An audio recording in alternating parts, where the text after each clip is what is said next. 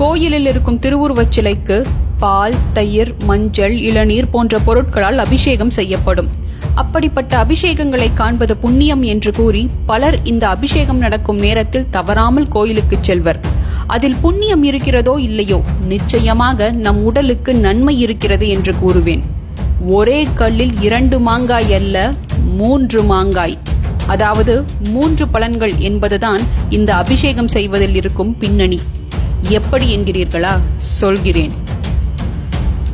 நம் கோயில்கள் எல்லாம் பல 100 ஆண்டுகள் பழமை வாய்ந்தவை. அதே போலத்தான் அதில் வீற்றிருக்கும் திருவுருவச் சிலைகளும். பெரும்பாலும் கருங்கல்லிலோ, பஞ்சலோகத்திலோ, மரத்திலோ தான் இச்சிலைகள் செய்யப்பட்டிருக்கும்.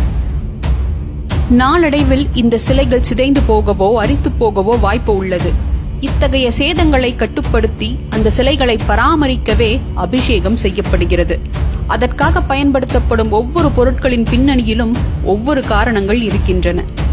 பால், தயிர், தேன், கரும்புச்சாறு போன்ற பொருட்களில் உள்ள கொழுப்பு சத்து சிலைகளில் ஈரத்தன்மையை தக்க வைத்துக் கொள்ளும். ஈரப்பதம் இல்லாமல் உலர்ந்த கருங்கற்களுக்கு மின்னூட்டத்தை கடத்தும் தன்மை குறைவாக இருக்கும். இந்த அபிஷேக பொருட்கள் ஈரத்தன்மையை தக்க வைத்து கருவறையில் மின்னூட்டம் தடையின்றி நடக்க உதவும். இளநீர், சந்தனம் போன்றவை அதிக வெப்பத்தினால் சிலைகளில் ஏற்படும் வெடிப்பை வராமல் தடுக்கும். அதை குளிர்விக்கவும் உதவும். மஞ்சள், திருநீறு மற்றும் குங்குமம் ஃபங்கஸ் எனப்படும் பூஞ்சைகள் சிலையில் உருவாகாமல் தடுக்கும். இதையெல்லாம் பார்க்கும் பொழுது இந்த பொருட்களைத்தான் அபிஷேகத்திற்கு பயன்படுத்த வேண்டும், அப்போதுதான் சிலைகள் பழுதடையாமல் இருக்கும் என முடிவு செய்ய ட்ரையல் அண்ட் எரர் முறையில் ஒரு பெரும் ஆராய்ச்சியையே நிகழ்த்தித்தான் நம் முன்னோர்கள் இதை வரையறுத்துள்ளனர் என்பது தெரிய வருகிறது. சரி, ஒரு சிலையை பராமரிக்க இத்தனை பொருட்களை வீணடிக்க வேண்டுமா என்று நீங்கள் கேட்கலாம். இன்றைய சூழலில் பல கோயில்களில் இந்த அபிஷேகம் செய்த நீர் பயனற்று போவது அதன் பலனை அறியாமல் போனதால்தான். ஆனால் அக்காலத்தில் இந்த அபிஷேக நீரின் ஒரு துளி கூட வீணாக்கப்படவில்லை.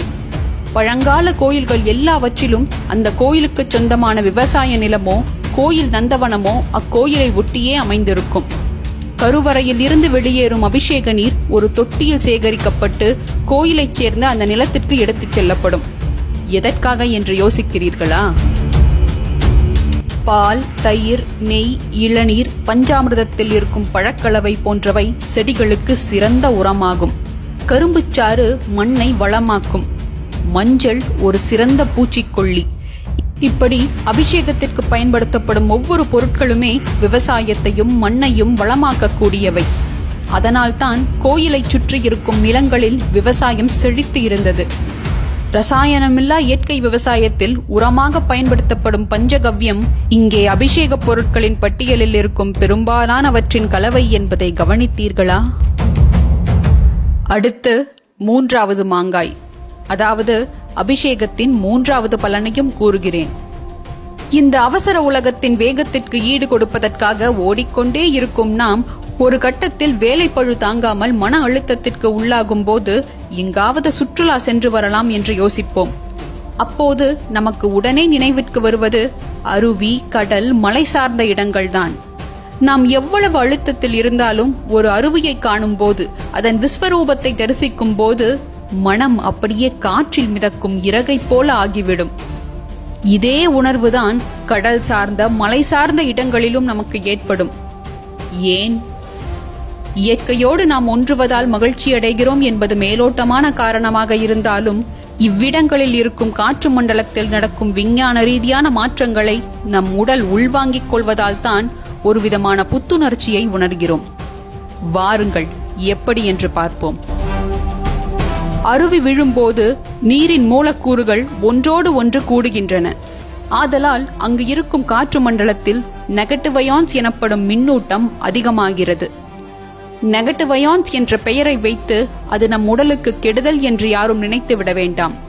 அதன் பெயர் காரணத்திற்கு எதிர்மறையாக அவை நம் உடலுக்கும் மனதிற்கும் நன்மை பயக்கக்கூடியவை. இந்த நெகட்டிவ் அயான்ஸ் அதிகமாக இருக்கும் காற்று நம் சுவாசத்தின் மூலம் இரத்தத்தில் கலக்கப்படும் போது செரோட்டோனின் எனப்படும் ஹார்மோனை அதிகமாக சுரக்கச் செய்கிறது. இந்த ஹார்மோனின் அளவு அதிகமாகும் போது நாம் மகிழ்ச்சியாகவும் நிம்மதியாகவும் உணர்வோம் என்பது அறிவியலின் கூற்று. அருவி, கடல், மழையில் நடக்கும் இதே ரசாயன மாற்றம்தான் கோயிலின் கருவறையிலும் நடக்கிறது. நான் முந்தைய பதிவில் கூறியதைப் போல இந்த அண்டத்தில் இருக்கும் காஸ்மிக் எனர்ஜி எனப்படும் பிராண சக்தியை விமானத்தின் கலசம் மூலமாக கருவறைக்குள் கடத்தப்பட்டு திருவுருவச் சிலையிலிருந்து நேர்மறை ஆற்றல் வெளிப்பட்டுக் கொண்டே இருக்கும். அப்போது திரவ வடிவிலான அபிஷேக பொருட்களும் நீரும் அதன் மேல் ஊற்றப்படும் போது அங்கிருக்கும் காற்று மண்டலத்தில் நெகட்டிவ் அயான்ஸ் அதிகமாகிறது. அதை நாம் சுவாசிக்கும் போது நமது மனநிலையும் மாறுபடுகிறது. எல்லா ஊர்களிலும் அருவியும் கடலும் இருக்க முடியாது. அதற்காகவே ஊர்களெங்கும் கோயிலை கட்டினார்கள் நம் மூதாதையர்கள். ஆனால் நம் இன்றைய நிலை என்ன தெரியுமா? கணினி, கைபேசி, வாகனங்கள் போன்றவற்றாலும் காற்றோட்டம் இல்லாத ஏசி அறையில் வேலை செய்யும் வாழ்க்கை முறையாலும் காற்று மண்டலத்தில் அதிகரிக்கும் பாசிட்டிவ் அயான்ஸை கட்டுப்படுத்தி நம் உடலுக்கு நன்மை பயக்கும் நெகட்டிவ் அயான்ஸை அதிகரிக்க செயற்கையாக அதை உற்பத்தி செய்யும் சாதனங்களை கண்டுபிடித்து பயன்படுத்துகிறோம். இதுவா விஞ்ஞானத்தின் வளர்ச்சி? பெரும்பாலான இந்திய கோவில்களின் நுழைவாயிலேயே பெரிய மணி கட்டப்பட்டிருக்கும்.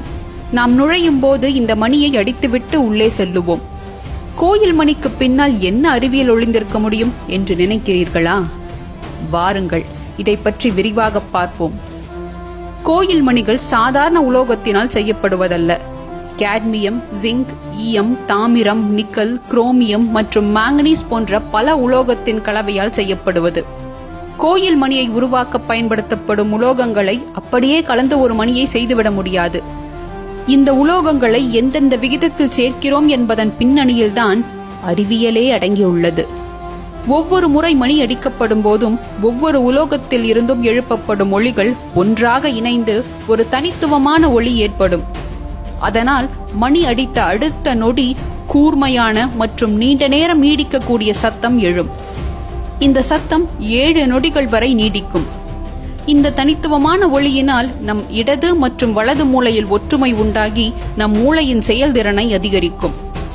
அதனால்தான் கருவறைக்கு செல்லும் முன் மணியை அடித்துவிட்டு செல்கிறோம்.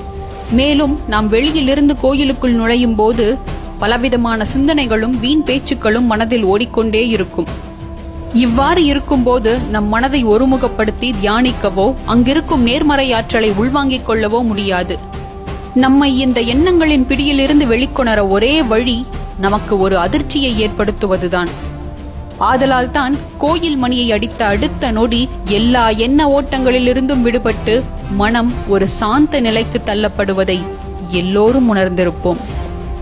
இத்தகைய விழிப்புணர்வோடு கருவறைக்குள் செல்லும் போது நம்மால் நேர்மறை ஆற்றலை முழுமையாக அடைய முடியும். இங்கு நான் சொன்ன அனைத்தையும் நிரூபிக்க பல ஆராய்ச்சிகளின் முடிவை குறிப்பிட்டுள்ளேன். ஆனால் என்னை பொறுத்தவரை நம் இந்தியர்களின் ஞானத்திற்கு முன்னால் இந்த ஆராய்ச்சிகள் எல்லாம் தவிடுபொடி. செங்கனூர் பகவதியம்மன் கோயிலுக்கு சென்றால் மாதவிடாய் பிரச்சனை சரியாகும். வெண்ணி கரும்பேஸ்வரர் ஆலயத்திற்கு சென்றால் சர்க்கரை நோய் குணமாகும். கர்ப்பரக்ஷாம்பிகை கோயிலுக்கு சென்றால் குழந்தை பாக்கியம் கிடைக்கும், நல்லபடியாக குழந்தை பிறக்கும் என்று காலம் காலமாக நாம் வழிபடும் பழங்கால கோயில்களில் இக்கால மனிதர்களின் மூளைக்கு எட்டாத பல காரணங்கள் ஒளிந்திருக்கின்றன. ஆனால் என்ன செய்வது? காரண ரீதியாக சொல்லும் விடயங்களை நாம் யாரும் நம்ப மாட்டோம். அதுவே ஒரு அயல்நாட்டு விஞ்ஞானி வந்து நம் பழக்க வழக்கங்களுக்கு சான்றிதழ் கொடுத்தால் அதை கொண்டாடுவோம். நம் ஆற்றலை நாமே தெரிந்து கொள்ளக்கூடாது என்பதற்காகத்தான் நம் பழக்கங்களில் சில மூட நம்பிக்கைகளையும் புகுத்தி நம் முன்னோர்கள் செய்தது எல்லாமே மூட நம்பிக்கைதான் என்று நம்மையே நம்ப வைத்தனர். இனியாவது எது சரி எது தவறு என்று பிரித்து பார்த்து நம் அடையாளங்களை நாமே உதாசீனப்படுத்தாமல் இருப்போம்.